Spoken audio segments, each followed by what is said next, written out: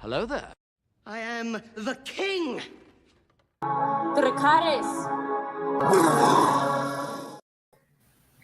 What's up, Headless? Welcome back. Episode 6. I am here with my main man, Ryan Milky. How you doing? right? Dude, like, wow. Hey, guys. Thanks for having me, dude. Thanks for having me on the show. Yep. Always, man. Always. So, let's do this. Yeah, there's a lot to dig in here. This is a little longer episode, too, I think. If I was... An hour and 7 minutes. Yeah. All right. So we did the time jump. So 10 years.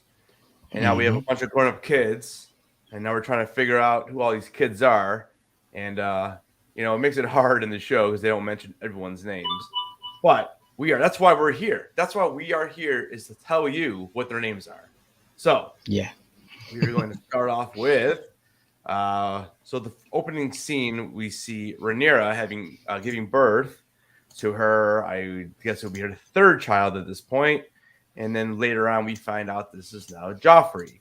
And we can dig into that a little bit later on, why they named her Joffrey, if you don't remember from episode 5, or him, I should say. So, first off, what do you think about... She gets summoned over to the queen, and we see that it's literally right after birth. So, what do you think? I don't know. I was kind of confused here, because when she actually gets there, I'm like, wait, did Alicent actually do that? Did she actually summon? But it seems like she did. Just be a bitch. Yeah, that was literally took the words out of my mouth. I was going to say, I think in the 10 years gap that we've had, Alicent has turned into a bitch. I think that it is obviously quite good because they've changed the actresses. They've made the older actresses now, so they can play these stronger roles, I guess, as an actress. And like, yeah, I think she's a bitch. To be honest, I said to you backstage when I joined, I'm not actually liking Alicent in this episode, so. We'll see going forward, but yeah, that scene was like, I was shocked, dude. Like, she's just given birth, and you're expecting her to get up and walk. Like, is that even possible? Yeah, like when she leaves the scene, when she leaves her, Alicent's room or whatever, you can see her just so blood dripping all over. Yeah, kind of gross. Dude, I'm writing my notes because I was live tomorrow, as you know, and I wrote something. I said, "Amazing walk to her chambers, blood, gossip, Laenor, and more blood." That's I literally right. wrote that in my notes. That's right. Yeah. So I have down below. I've still got the episode open. I've shared it. You don't need to show it up now, but when we get to the names and we're explaining people, what I can try and do is I can get a screenshot. I can get the person on screen, and we can put it up and show people who we're talking about. Perfect. That works. Yep. All right. So just then, to give people watching a bit more context, Oh Oh yeah, because like I said, we've met a ton of different kids in this now. So, we've seen Damon's kids, we've seen Allison's kids growing up, and then we've seen Rhaenyra's kids. Who, last episode she had no kids, and now she got 3. Mm-hmm. So she's been busy over the last 10 years. But so let's start there. So we have her eldest kid his name is Jacaerys. Is that right? Am I saying that right? Jacaerys. I believe it's Jacaerys. Yeah, and I know Jacaerys. And I know they did call him Jace at one point. So Jace. Yeah, so that's a lot easier to say.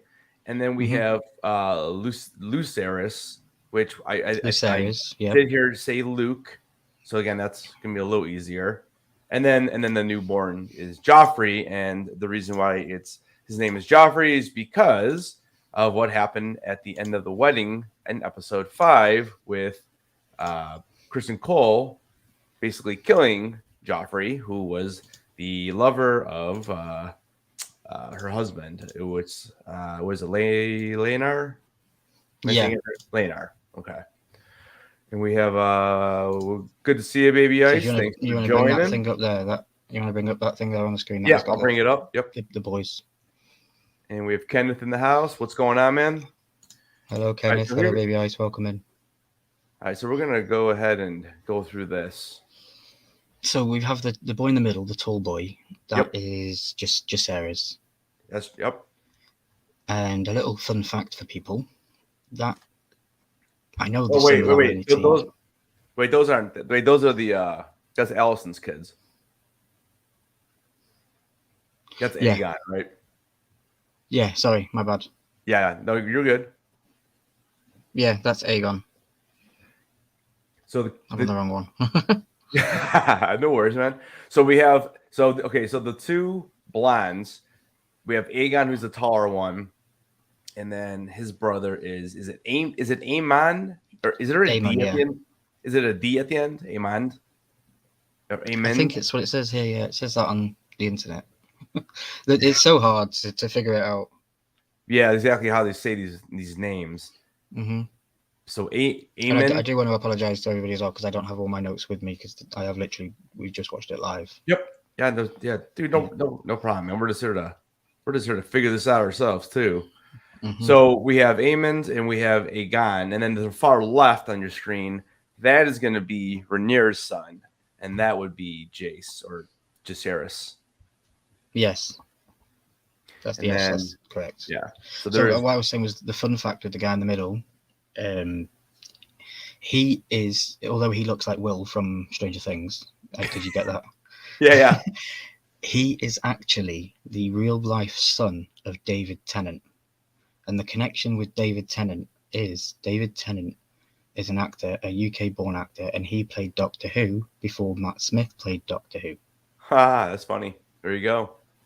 So there's a little bit of a fun fact for everybody there that, it's who you know in the business of showbiz in Hollywood, because obviously Damon said to his pal who was a Doctor Who as well and said, "Hey, can you get my son in the show?" Like, there you go. Cool. You're right though. It does remind me of Will from Stranger Things. You're right. Yeah, he does look like Will. Sure. Welcome in, Simon. What's up, Simon? All right, so we can take this down. Is that like the trailer from last week? No, this is the actual episode. I've just got it paused. Oh, that's the actual episode. Can you grab well,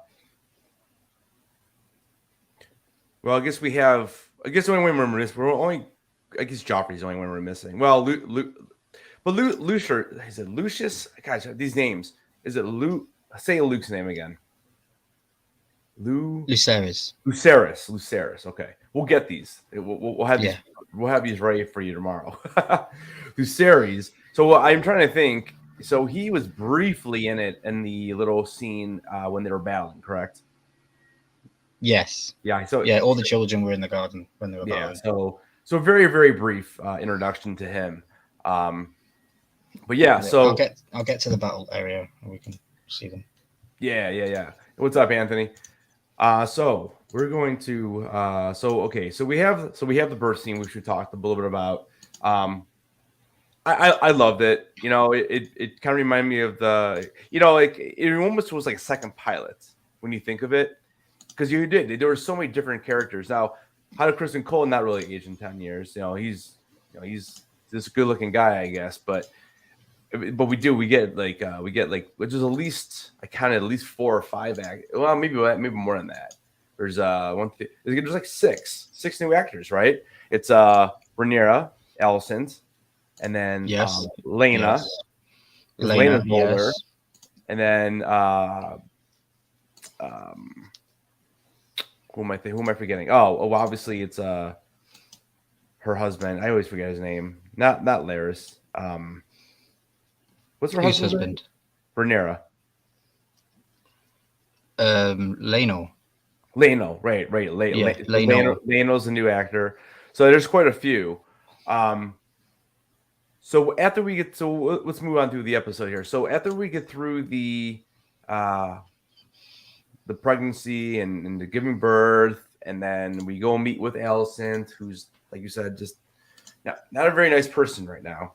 See, then this is the one thing I mentioned last week on your live, is that those are the 10 years that I kind of wish we could have seen why they were more, now they're really battling, and we get some ideas of why, but like it would be nice to know exactly what was the straw that broke the camel's back, like what was the one last thing that happened? Like, now I'm just going to give her hell, because I mean, what kind of friend would ever make you walk up all these stairs to come, to bring the kid to you when you could just walk down and go see him, Mm-hmm.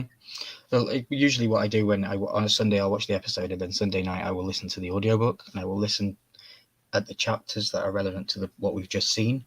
And not all of it is together like it is in the show. Some of it's spread out across a lot of years and stuff, so it's kind of hard to put it in as an episode. But right. So what I would usually do is I would have that knowledge prior to coming to the live or to doing my episodes.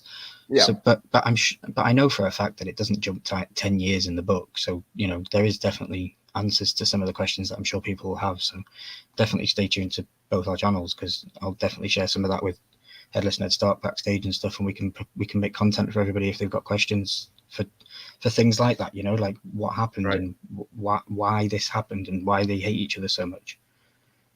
Yeah, I mean, we might still get some backstory from that too, moving forward. Yeah, we might. Yeah. And it doesn't. It didn't. There's a lot of stuff that it didn't explain. Like, it just threw so much at us this episode. Like quite early on, Harwin Strong. Like what? When in the last 5 episodes, when was it ever inclined that Harwin Strong was romantically involved with Rhaenyra? It wasn't, exactly. Except for that one indication when they met in the street, and Damon was walking behind her, and she was walking through the alleyway when they walked away from that concert. Remember? Yep. And he stopped her. He stopped her in the street and said, "What are you doing?" And he realized that she was having fun, so he let her be. No, in the first time I watched it, I didn't even know that was him. Like, I just thought it was some random guard. Like, I had no idea that's who that was. And then after rewatching it and digging a little deeper and stuff. But yeah. Like I said, I almost felt like it was it was like a second pilot episode. Yeah. Papa Missouri said it best last week. He said it felt like episode 5 was a mid-season finale. Right. It felt like it left it perfectly. And then when we watched this today, I was actually feeling like this feels like a pilot. It was just so well done. Like, we're not even, we're going through the story. We're going through the episode currently, but if I was just to skip ahead for everything, like visually and sound design, like I was blown away by this episode. Like, I genuinely thought it was Game of Thrones at its best. Yeah, and I love the dragons. I thought the dragons looked phenomenal. So good. I haven't got enough time to speak about those dragons right now. It is crazy. Like, wow. I was messaging a friend in Canada, and I think the words I sent to him is, "I'm shaking intensely with how amazing this show is right now." Yeah. And then, physically goosebumps when the dragons came on, like physical goosebumps on my body. Right. And that's the thing too. Like, I think we were talking about this last week, is that although there hasn't been a lot of, I don't want to say action. I mean, Game of Thrones has never been about the action though. That's what a lot of people tend to forget. Like, yeah, there's always those 1 or 2 episodes a season, but really it's about building the characters up until that battle or whatever. And even in this episode, even though there's not really too much action, just a little bit. It was just so good still. Like, it doesn't even, like, you don't need it. Like, that's when a show is really good and really well done, when you want action, but if you don't get it, you're not like disappointed after the episode's over. And that, I think that's where Obi-Wan kind of failed for me, is that I watched that show and all I wanted was action because I was bored. And that's the unfortunate thing. But again, this also has a much bigger cast. So I mean, it's always, when you build more characters, it's always gonna be a better show. Yeah, I completely agree. And it's just, yeah, everything, like this episode. I know we're going to break it down, but this episode, just when you think about now, everything's sinking in a little bit slowly as it's coming in, and it set up such cool things with what's to come. We know that the war, there's a war coming, and it gave us answers to Rhaenyra's children's parentage. And then at the end, it kind of did something that was kind of shocking and made you want to wait till next week, to see the outcome of that. And it was like, wow. Yeah. So I think even though we jumped 10 years, the story that the episode told fulfilled what it needed to, in my eyes. Yeah. I know what I'm really curious on with the show, and again, I don't want any spoilers or anything from the books or anything, but like you could literally, like, because the way they're doing it, I mean, you could run this thing out for 100 years. I mean, if you can just you can kind of like rinse, repeat. You can almost go all the way up to until like what we leave off in Game of Thrones, if you really wanted to, And I doubt the book does that, because I know there's no, it doesn't. Yeah, I'm sure there's more in between what happens and everything with the Mad King and all that. But like, I mean, it's just we've already been through what, about 15 years or so. We are 13. About 13 years, maybe, because I think it was. I think they said 172 years before, So now we're in the 160 mark or somewhere, right around there.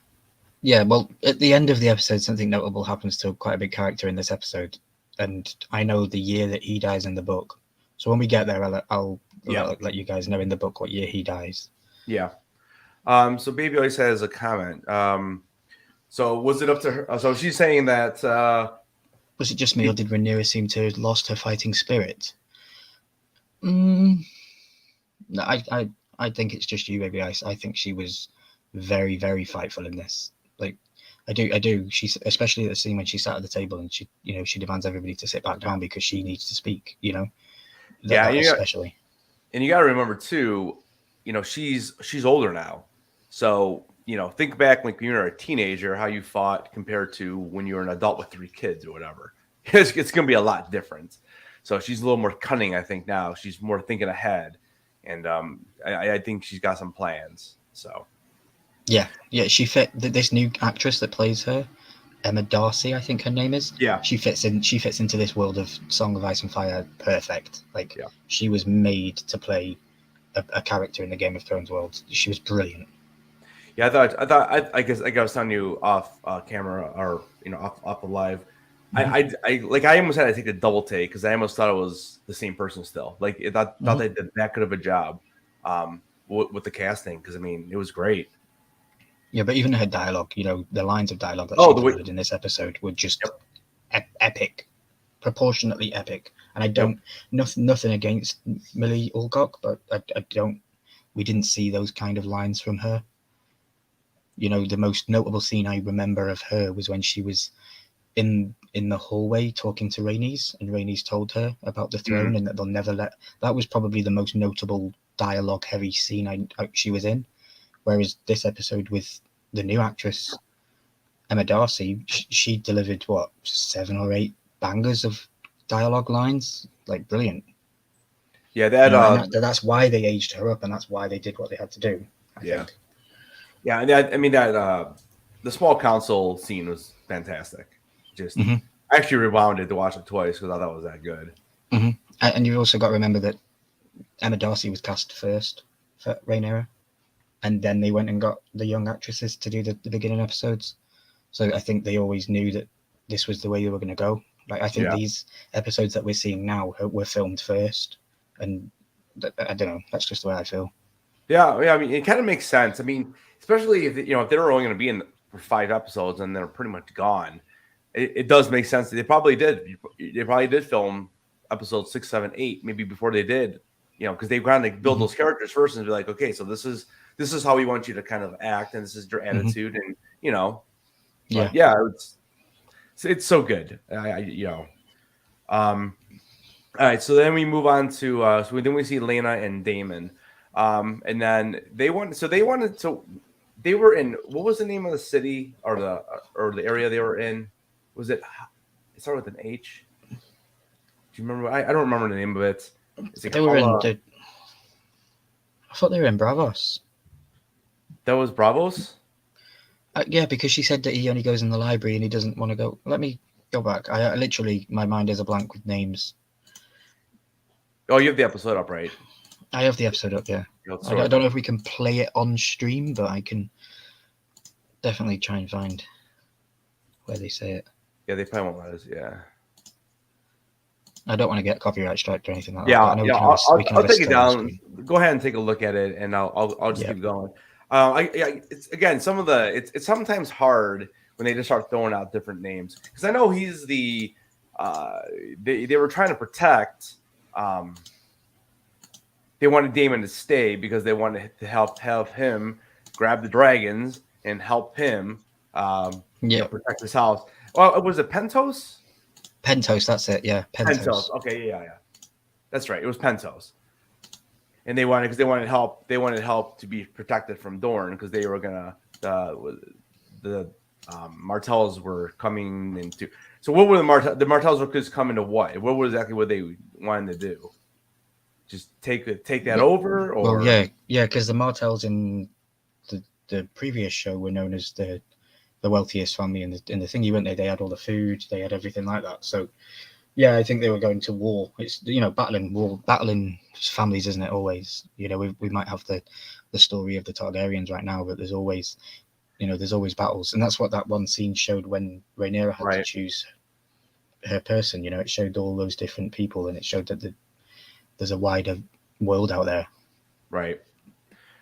So then we meet their kids, Damon and Lena, and I got the one daughter's name is it Bela, and that's the older one.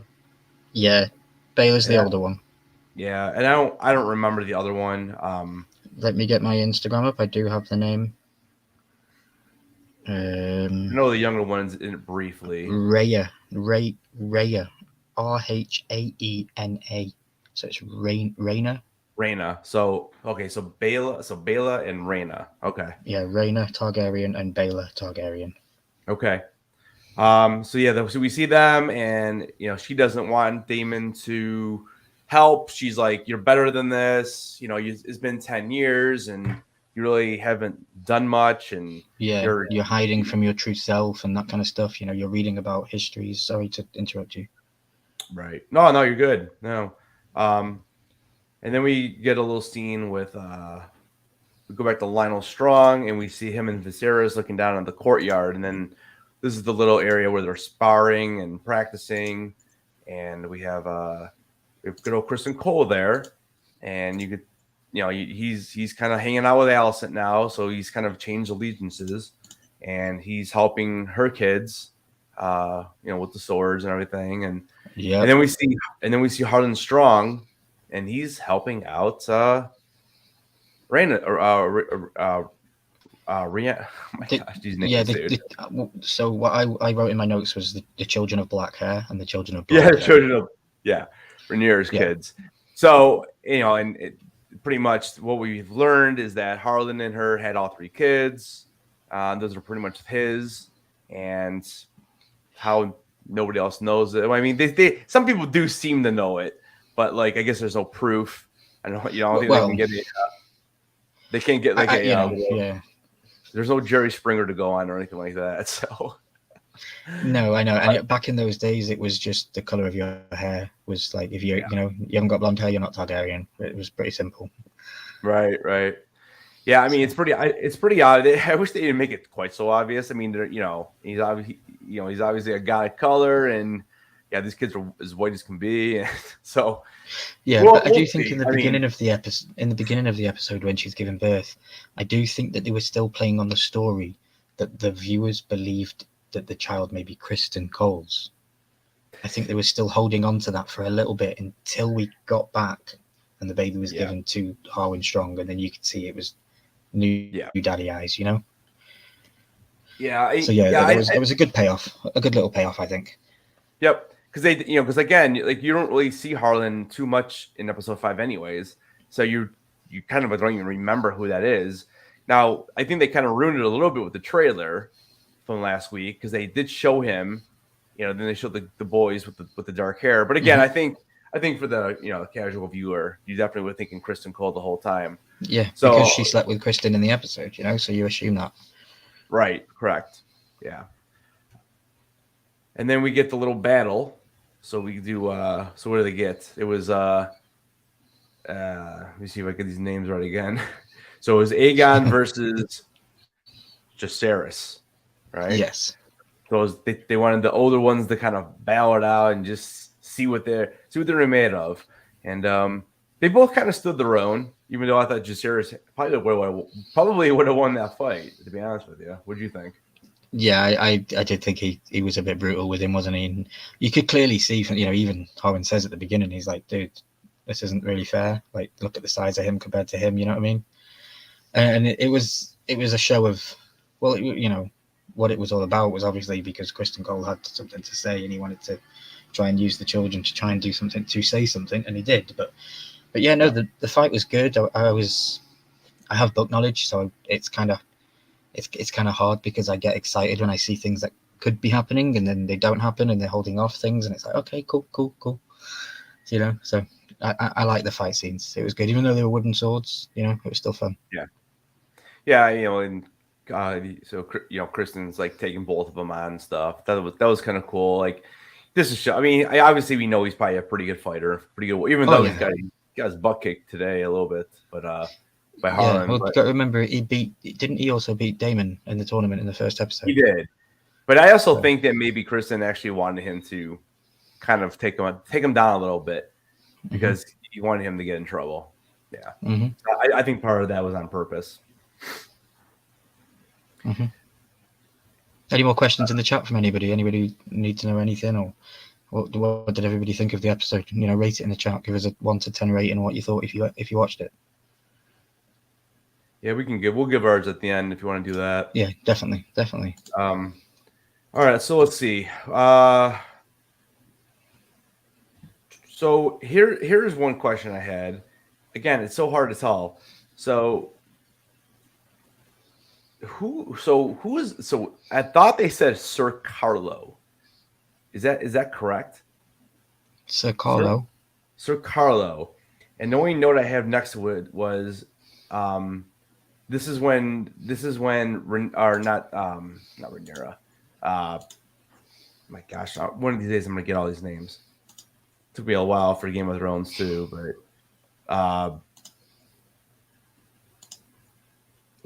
so Lionel. Oh, okay, so that's I think that's what it is. I got it. So Lionel, okay. I know what scene I'm on now. So Lionel wants to leave because he says there's a giant in these stepstones, so he wants to go be a warrior and he wants to get out of there. And Leno.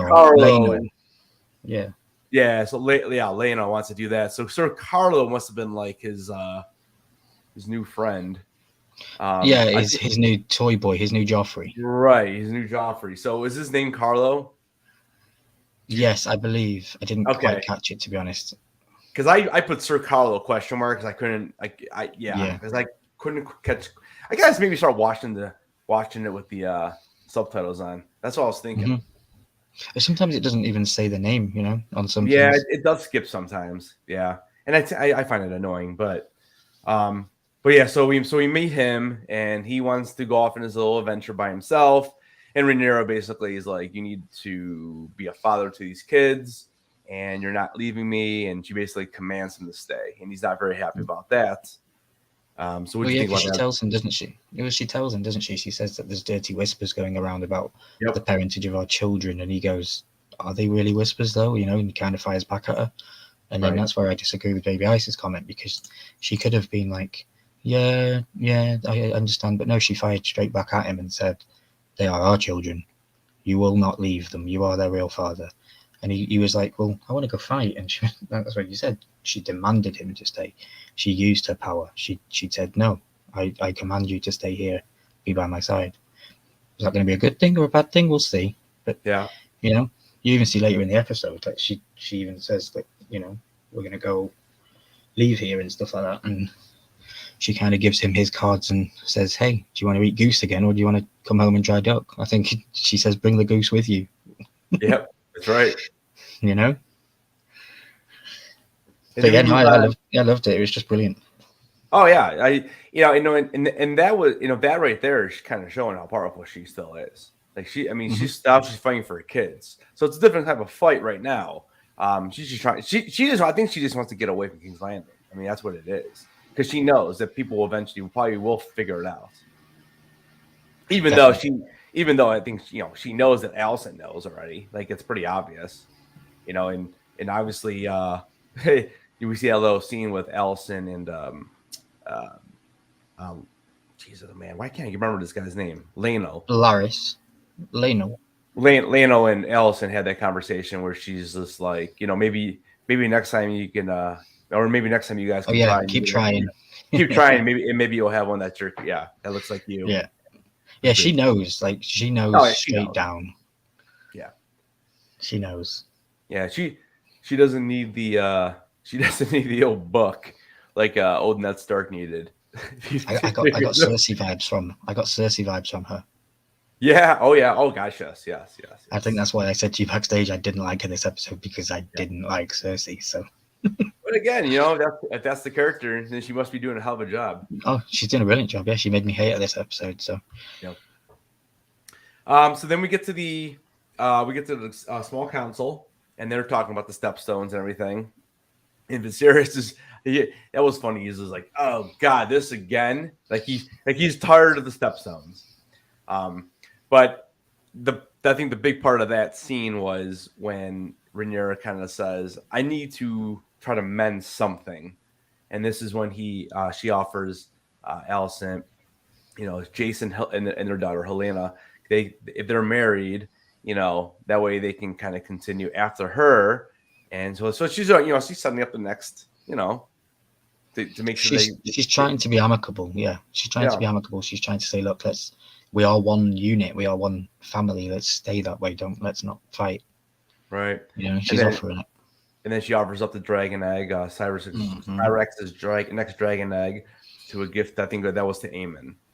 Mm-hmm. Because you see earlier in the episode, he hasn't got a dragon yet, and he's struggling because they give him the pink. What was it called? The pink. Oh, the pink. Well, it was a pig right? with wings, but it was the pink. What was it? The pink dread. The pink dread, is that what it's called? The pink dread. That's pretty funny. Pink dread. That scene was pretty funny with the elephant. I also didn't think the elephant was, or not the elephant. I didn't think the pig was going to make it though, but I guess he did. No, yeah, that's a true point. And also, I noticed that, I don't know if it might have been a Canadian thing, because I was watching on a Canadian channel tonight, but yeah, the subtitles. What was the animal that got killed by the dragon? Could you please tell me what the animal was? That was a goat. Okay, the subtitles said sheep. Huh. So I don't know if sheep is a goat in Canada, but it definitely said sheep. Yeah. And I caught it, so I was like, that's funny. Yeah, I think it definitely it was definitely a goat though. I thought it was a goat. And I don't know about you, but I might need to go back, but the goat looked more CGI than the dragons. The dragons looked real. The dragon looked real and the goat didn't look real. I was like, what the hell? It looked like Goat Simulator. Baby always got another question for us. Do you think Rhaenyra regrets what she did in the past with Alicent? No. Yeah, I don't think so either. No, I think it's the other way around. I think Alicent regrets what she did with Rhaenyra. Why do you say that? That's what I think. I don't know. I just think because Allison she's being powerful, but you gotta remember she is still on her own. Like Viserys is old, weak. Like I'm sorry, but I usually hate it when people refer to Game of Thrones and Lord of the Rings as the same thing. But why did they make him look like Gollum? Like Viserys looked like Gollum from Lord of the Rings, and I was like, HBO, don't do that to me. Come on.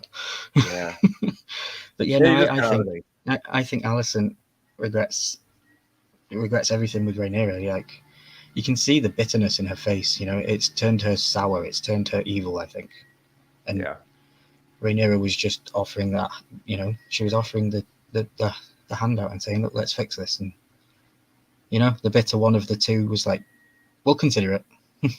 You know, the other thing too, you gotta remember. I mean, a lot of this tension between the two is because of Otto, who we didn't even really get to see again. I need to see this guy. He's like one of my favorite actors in the show. I'm not going to say anything about Otto right now. But I mean, because of Otto, that's why there's so much tension right now between the two of them. It leads up, through 6 episodes. Yeah, the conversation he told her in episode 5. You know, he told her, "You need to do something. Oh, you're going to have to kill her kids. You're going to have to beg for mercy." So she's got that in her head, and I think she's just going down that, okay, I'm going to have to be ruthless kind of path. You know, we'll see, I suppose. Yeah. All right, so then... And thank you for being here, Baby Ice and Christina Payne. Yeah, what's up, Christina? Yeah, we appreciate you guys stopping by, even if just for a few minutes. Definitely, we appreciate everybody. Yeah, we definitely appreciate it. Don't forget to smash that like. And subscribe if you haven't. All right, so let's see, where are we going next? We're going to go to... Next thing I got written down is that, so we see a scene between Lionel and Viserys, and he does not want to be the hand of the king anymore. So, and Viserys basically says, "Yeah, no, you're gonna do it. You're gonna continue to do it." And this is when Lionel says that he wants to take Harlem, and they want to go back. So this is where you can share that screen. I've got it up on the screen. You got it up on the screen. Yep. Yeah, so it's right here. So he wants to take Harlan because he knows what's going on. Because before this scene, we see that his father or Lionel is talking to Harlan, and he knows the truth. He knows what's going on, and we see Rhaenyra eavesdropping, which is one of the main reasons why she decides that she wants to leave as well. So he wants to go, and so this is when he wants to take Harlan to go back to. This is that place with the H. The Harrenhal. Harrenhal, yeah, that's what it was. That's what I was looking for. So he wants to go back there, and eventually Viserys, basically says, "Okay, you can go." And so now there's no longer a hand of a king as of right now. So he basically says to the king, doesn't he? He goes to him with the knowledge in his head that his family has betrayed the crown. He slept with the princess and he's fathered children, and it's illegitimate, and they're all bastards, and they have no claim to the throne that you have given to your daughter, and you're about to probably die soon. So, he feels guilty, I think, and he does, and he is an honorable man. Like all the way through this show, he has always said the right thing. I think he's always had the sensible head on his shoulders, and it was why it made sense to turn him into the hand, and for him to say, "Look, I need to step away," and then to have the loyalty to not grass your own son in. Mm-hmm. That was just, it was loyal to the bone, I think. And yeah, he says, "Look, I need to step away," and he can't tell him why. So the king's like, "Okay, well, you're not doing it then. If you can't tell me why, I don't accept it. I'm the king and you have to do what I say." So then he says, "Yeah, okay, can I, well, then I need to go take my son out, make him the heir to the throne of Harrenhal because he's my first legitimate son," and all this stuff. Right. Basically, it's just trying to get him out of the way of the firing line because he knows it's about to kick off, Absolutely. So yeah, I liked it. It was a good strategic thing. It was also very book accurate, So I was happy with that. Which it makes sense, and then that'll kind of lead us into like the final couple episodes, final couple scenes, because we see his brother Larys, right? Am I saying Larys, yeah, Larys. Larys' his brother, and we can see he's talking to Allison that like, listen, like, he knows too. I mean, he knows what's going on. He knows that his brother. He's the little finger of the show. Yeah, he's definitely. Oh gosh, yes. Yeah, and like we only saw him briefly in the last episode, but we really get to see like he's gonna be one of the bigger villains, I think, in this series. Oh yeah, yeah. Forward. Knowledge is power in this realm. Knowledge is power, and that's what he's going with. You know, he's definitely going for knowledge, and he's dangerous. So watch out for him. Oh yeah. So then we head back over to Damon and Leanna, and I was not expecting any of this. So because she was also pregnant with their third kid, and so she is having a lot of issues during the birth, and it was funny because it was kind of like flashbacks back to episode 1 where we saw Viserys and the Queen, and he had to make a decision: cut the baby out, and the Queen's gonna die. And Damon kind of hesitated on that, and then we see Lena kind of run out to the field.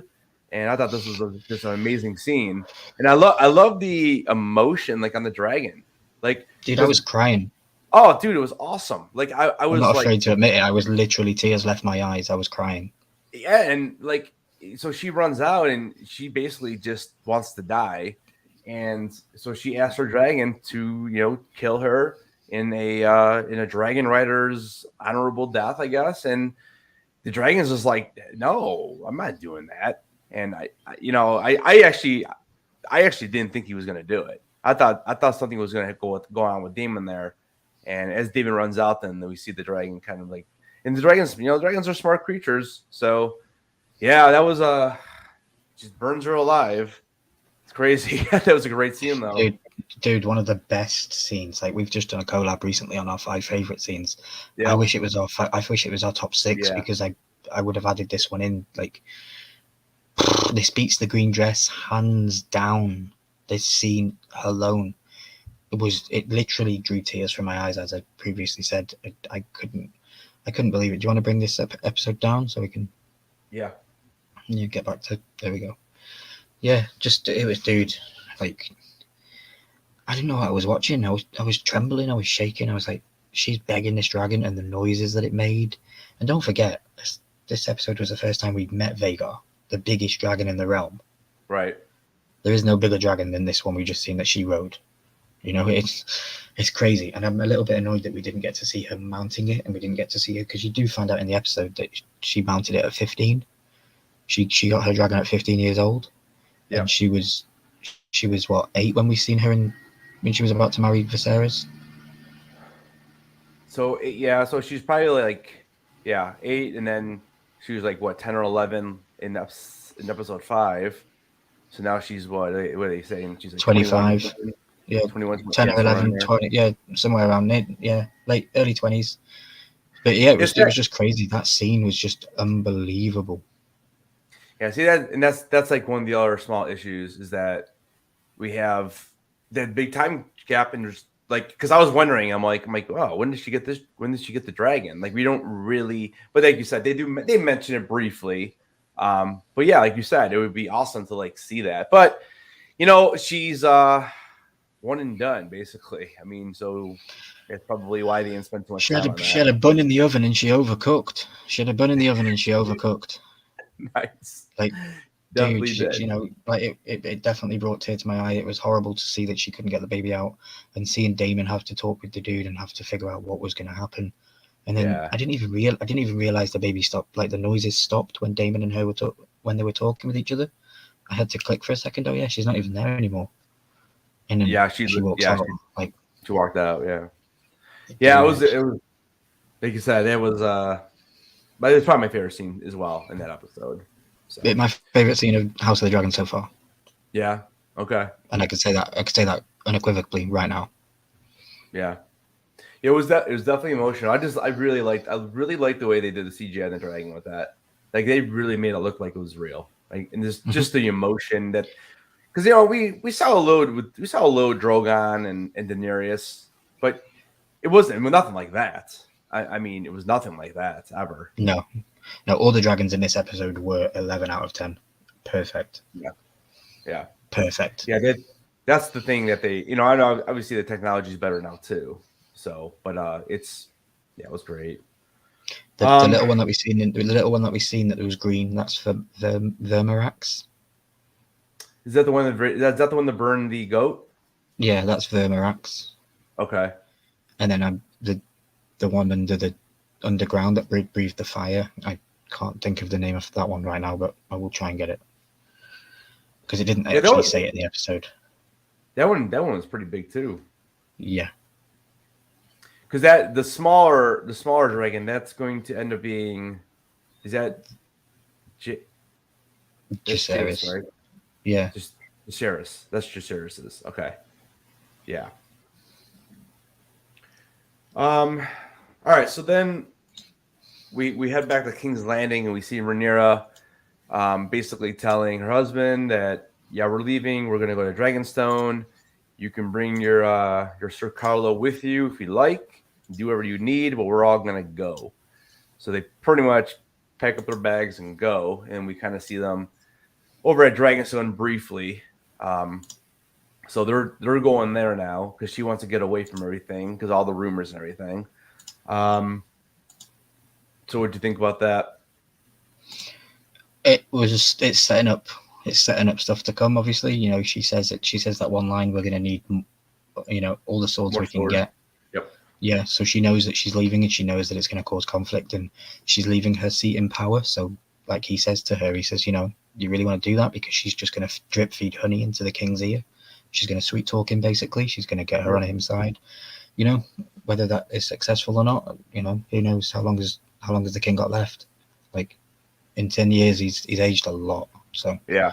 Now wait, did he lose an arm? It looked like he did. That whole arm, right? Because that's what like the first scene we saw him in. I'm like, wait, is that like his shirt just dangling? Like, it looked like his whole arm was gone. Mm-hmm. But then I was trying to figure out how he's holding the baby too. So I don't know. Yeah, no, I'm not 100% sure, but it looked like he lost his arm. Yeah. All right, so let's talk about Larys Strong for a little bit now, because this guy's kind of a big bad. So he decides that he's going to help Alicent, even though Alicent did not ask for him to do it. But he goes to this like where the prisoners are held, and he's like, you guys are all going to be hung for your crimes unless you get your tongues cut out. Mm-hmm. I thought that was, so you can't speak of your transgressions and you can't tell who sent you. Exactly right. That was pretty cool. You know, then we show the one guy losing his tongue, but that was pretty Game of Thronesy. And then we find out what is he doing with these prisoners. Well, he's sending them over to Hallerholm, right? Harrenholm. And Harrenhal. Harrenhal. And we find out that they are basically going to kill his brother and his father. And that scene I had to watch twice too, because I'm like, wait a minute, they just kill off Harlan? Like, I was like shocked. I'm like, wait. Harwin and his father both died in the fire. In the fire. And I was like, okay, we just met him. I thought he was going to be like around for a while. No, not really. It's Game of Thrones. Don't get attached to characters because they'll just take them straight off you. Yep. So we had 3 more deaths in this episode. They threw them at us pretty quick, didn't they? It was like boom, boom, boom. I was like, whoa. Yeah, like I said, I definitely was not expecting that. Like I said, I rewound it. I'm like, wait a minute, was that Lionel in the bed? And then I kept thinking, wait, was that the guy from who Damon was staying with at and I'm like, wait a minute, but that wouldn't make any sense. Like, why would it? Because originally I was like, well, maybe that's like Dorne coming for him. That's what I originally thought when I was watching it. Then I rewound it, and I'm like, no, that was them. And you know, then you see obviously the end of the episode when you see him talking to Alicent and basically getting all that power over her right now at this point. So do you think he's just basically forcing himself to become the Hand of the King? I mean, that's what I got out of it. No comment. Very good. That's if I answer, that's a spoiler, unfortunately. Yeah, I got you. Yeah. I think I said it earlier, he's the little finger of this season. He is manipulative to a fault, to no fault. He is loyal to no man. He has been trodden on all his life. He's been forgotten about. His older brother was always looked as better, the golden child. He had the problem with the foot, so he was a cripple and could never really go and fight for his honor and protect his family name and all that kind of stuff. So he had to listen to whispers. And, this dude's very well trained and he knows what he's doing and he's dangerous. And yeah, I can't answer your question as to Hand of the Kings. Yep. Yeah, I mean that's fine. But like for me, because I don't know. To me, that's what it seems like. That's what he wants. I'll tell you what. One other scene. It's very quick, but I just liked it because you can tell that he was going to be somebody who, is going to be causing waves. When he first gets introduced in this episode, you kind of see the cane, and then like right by the prisoners when he slams it down, you're like, all right, so this guy is going to cause some problems. Yeah, so I thought that was. Figure. Yeah, I thought that was a neat little scene that they did with that. With the way I wasn't expecting shot the cane. I thought it was really good. So. Yeah, because it gave you the ask. Like, oh, who's this? And then it showed you, and it was him. I was like, ooh. Yep. Okay, character development. I enjoy that. Yeah, there was. I mean, for a 10-year gap, they definitely developed a lot of characters, and you can kind of see that Aegon is kind of a. I'm calling him weak. Like he doesn't seem strong. He seems like a Joffrey type almost, like a King Joffrey, where he's just maybe not as mean as King Joffrey, but he's just, I don't know. He just doesn't seem like a leader. I guess he doesn't seem strong. So yeah, no, I get that, and it's he's like drinking out the window, and it's like Allison, like he's just a goofball almost. Yeah, that scene was weird. Like it was weird. I got Tormund vibes because that's the window he jumped out of when he killed himself. Sorry, spoilers for people that haven't seen the show, but it has been 10 years. Yeah, I got that. Well, as soon as I seen that shot panning up, I was like, go back to that episode when he jumps out. But no, it was weird. He was jerking off in the window. Like, what are you doing? Yeah. And I guess the way I took it is that he knows he has power because of the family, so he doesn't care who sees. But to me, he just comes off as just a douche, not a douche, and not a very strong character. Like not honestly strong character, just not a strong leader, I guess. So it'll be interesting to see what happens with him. But so what do you think overall on the episode? What would you give it out of 10? At the beginning of the episode, first 10 minutes in, I was a little bit like, I don't know if I'm going to be able to do this. Like, this is obviously I'm going to watch it, of course, but I was a bit like, I don't know if they've hit this on the nail. But by the end of the episode, my jaw was down here and I needed to lift it back up. Tears were leaving my eyes. Like, I don't know, like 11 out of 10. Like, I can't hide. It's the best episode so far in the series. Yeah, I agree. Even with the 10-year gap. Yeah, and I mean they had a lot to go with too because they did introduce so many new characters, but like they did do it. They did it well. I mean, I'm still a little confused on some of the names, and I'll get it down. But like, yeah, I mean, there was so much. There was a lot in the episode. Whereas like they gave us everything. Yeah, I mean, in the last episode there was a lot too, but it seemed like it was more based on like 3 or 4 main little plots. But this one, I mean, it was all over and so much happened. They gave us everything. They gave us death. They gave us dragons. They gave us political. They gave us backstabbing. They gave us everything. A birth again. Like, it's crazy. Like, if really was a great episode. Like the thing with this episode too is, okay, so if let's say we never got the first 5 episodes, and this was like the pilot episode, it wouldn't been one hell of a pilot. I mean, yeah, you don't get the backstories on these characters as much, but like you could have started there. You could have. Okay, I see you. Yeah, you think that would have worked? I think so. I mean, obviously you don't have the dynamics between Rhaenyra and Allison, and that's kind of what is making the show for me right now. Just seeing that, but you could have. And you got the death. You got the, well, I guess maybe the death wouldn't have been. But with the death of Harwin at the end, and the what happens after that, and obviously now that secret can kind of be buried, can't it? Because he can't answer for his crime, so she can just deny it. True, that's true. So if that was a pilot, she would never be able to have that backstory to say, well, it was never him, Right. I guess. Yeah, no, I see what you're saying. I mean, you definitely need the backstory because you've got to lead somewhere. But like, I guess what I'm just saying, like, is as far as introducing all of these brand new characters, like all the kids, like we knew their names, some of them, but like I just think they did a really good job. Again, but you definitely need the beginning of it. So, But yeah, I would agree. I would give it a 10. It's probably my favorite episode yet.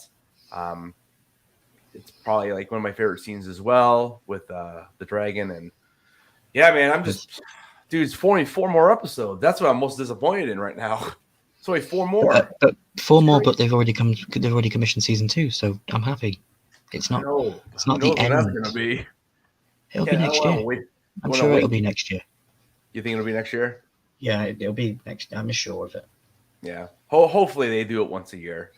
I think we could do it next year, and we've probably got enough for 3 seasons, 4 if they're pushing it. And then by the end of House of Dragon, I'm wishing and praying to the 7 gods that George R.R. Martin decides, here's my book. Finally, right? Bring back all the Game of Thrones fans with House of the Dragon, and then drop the book. You've rekindled the love of the show. You took it away from what the other guys did. I think that's the plan. Yeah. That's what I'd do. So with this book, where does that Duncan egg take place in the timeline? Is that after this and before Game of Thrones? There's a gap. So they could do that in between then if they want another series. I know we talked last week about the Jon Snow series that we had the poster and that we saw. Yeah. I also wanted to say that in the book, Harwin Strong dies in 120 AC, so 120 years before the events of Game of Thrones.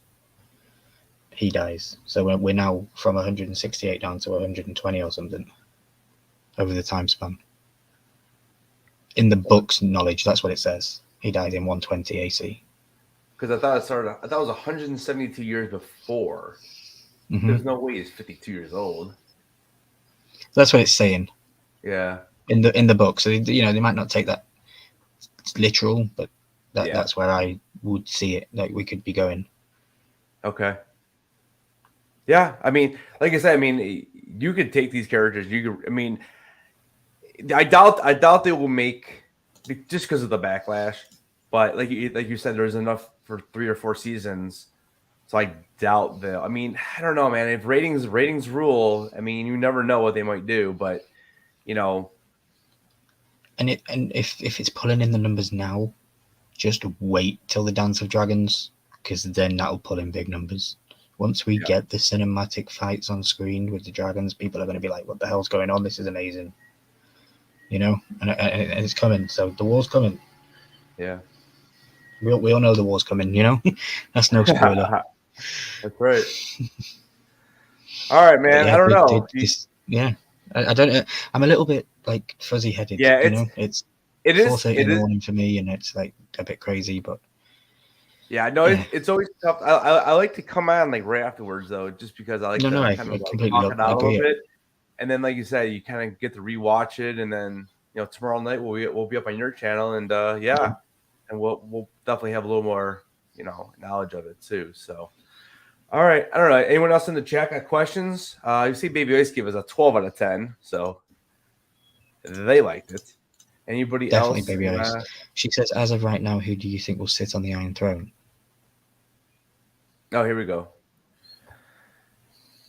So, you mean after Viserys dies? Rhaenyra. She's the... Well, Rhaenyra will... Yeah, you think... Rhaenyra will be next, but when Viserys dies, that's when the war is probably going to start. So who knows who's actually going to be on there? I don't know. Thank you, Simon. He says that we've got great dialogue between us. I appreciate that, buddy. Yeah, thanks. No, Man. I can't answer the question. Yeah, I know you can't. Truthfully, but I can tell you, as a viewer to this point, Rhaenyra, because she's next in line. So I guess like from what happened this episode, let's say if Viserys dies next episode, I don't, man, I don't know. I find it hard that they would let. I find it hard that Allison would just allow Rhaenyra to march right back in. And I mean, I know there's. I get that, but what's Allison got to really say or do anything about it? Yeah, she can't ride a dragon. She hasn't. All she's got is Kristen Cole, and she's got kids. That's really all she's got. Rhaenyra's got dragons. She's also got kids, but she's also got Daemon if she needs it. If she needs to call back, like I'm not sure if she can just pick up a phone or if she needs to text him or something. But I'm sure he can arrive pretty quick. Did you not watch our trailer for next week either? No. Do you not want me to tell you anything? You can if you want. Yeah, go for it. I don't want to ruin it. You don't ruin anything. I know the story. I know how it ends. Yeah, there's definitely a scene next week that and spoilers if you don't want to know, if you don't want to watch the trailer. But there is a scene with Daemon and Rhaenyra right next to each other. So so she did send the text message. Okay. Yeah, so he got the text. Yeah. All right. Okay. Because there's scenes from the initial trailers before the show even started. There's some scenes that we haven't got yet. We got a lot of them in this episode with the lifting of the egg and the fire, and the dragon breathing the fire onto the archway. Because they played it, if you notice in the trailers before the show started, they played that scene differently. They had Daemon walking underground with an egg in his hand, and then they cut to the dragon breathing fire in the trailer. But in the show, it was actually the young boy. I think it was, I've lost his name, but yeah, the young boy actually saw the dragon underground, didn't he? Not Daemon. Yeah, you're right. Yeah, you're right. So, editing tricks from the trailer to the actual show, Yeah. That's a good point, because I was actually waiting for that, and I'm like, yeah, you're right. It never happened like that. I'm very observant with things like that, yeah. Yeah. Christina Payne says, awesome live. And I want to thank you, Headless Ned, for having me on again. I really appreciate it. I love the bond that the Game of Thrones and the House of Dragon has brought for us both. And I want to say live that, guys, you should go check out the collab video that we did recently. Go watch Headless's video, and then after that, check the description and come over and check mine. Yeah, definitely. We both did top fives of the. We picked one scene from each episode, and I think we only picked. I know we picked one for sure. It was a little bit different. I think we had two were similar, but one was like the same, but two of them were similar. But the other one was similar, but it was like little different parts of it, I guess. We had a very good connection, I think, with some of the stuff we were saying, especially. And I couldn't make my mind up. That's why I had a few honorable mentions throughout the episode, because I couldn't. Well, like I said, in the one I did, I kind of dragged it on a little longer because I like the whole thing was good. So yeah, go check out those videos though. Check them out. And Baby Ice says great live. She'll be there tomorrow as well, breaking down House of Dragon with us. Headless Ned Stark will be there. Yep. I'll be there. We might have Randy from Mystery Madness Collectibles coming on, and Patrick from Props and Props if he is okay from work. So we could have 5 guests on tomorrow talking about the show. And Lele is invited as well if she's free. Yeah, she was going to come on today. She messaged me later, a little earlier today. She said she wasn't feeling well either. So I said, so don't worry about it. I said, talk about open invitation to all those guys every single week. So, come and go as anybody pleases. It will be around 7 or 8 Central. Sounds good. Yeah, I mean, so any closing thoughts before we get out of here? No, I want to go watch it again, and I probably will before I go to sleep. There you go. Right. All right. Well, anyone else have any questions or anything before we get out of here? Like I said, we'll be live again tomorrow on Ryan's channel at this will be around 7-8 Central. Yeah, between 7 or 8 Central. Yeah. I want to ask you a question though, dude. Go ahead, man. I want to know what you think of the actress is changing. What's your thoughts? I think I mentioned last week I was a little bit nervous, but after watching it, I thought they did a really good job. like that was it Emma Darcy. Emma Darcy. Emma Darcy. Emma Darcy. I thought like I said I had to take a double take. Like I thought it was the same person when I first looked. They did such a good job. Do you Olivia understand Cook, why they did it? Oh, I understand why they did it. Yeah. Yeah. Oh, yeah. And you could tell she's more mature, and I liked what they did with the characters. It wasn't like I still go back to that episode 4 scene when she's playing keep away with Kristen Cole, and it's not babyish, but cutesy whatever. And now, like right when you see her, when we get her in labor, but just that scene alone at the small council meeting, you could tell like. Yeah, she's gonna be a little more cunning now and not so cutesy, which I like because we did get quite a bit of that with her. And Olivia Cook, I know, is a good actress. We'll have to wait and see on that one. Like you said, like I kind of hate it because I hate hating her because I liked her a lot in like the first couple episodes. But I knew a little bit about what was going to be going on with her, so I knew that she was going to be, fighting with her or on the other side or whatever. And so it was hard, but yeah, we'll see. But I think overall it was pretty good. I didn't mind it at all, actually. Not as much as I thought it was. And we are 1 hour and 7 minutes into this episode, just like the episode that we've just watched. So my final question to you, and then we can take it out. Are you green or are you black as of episode 6?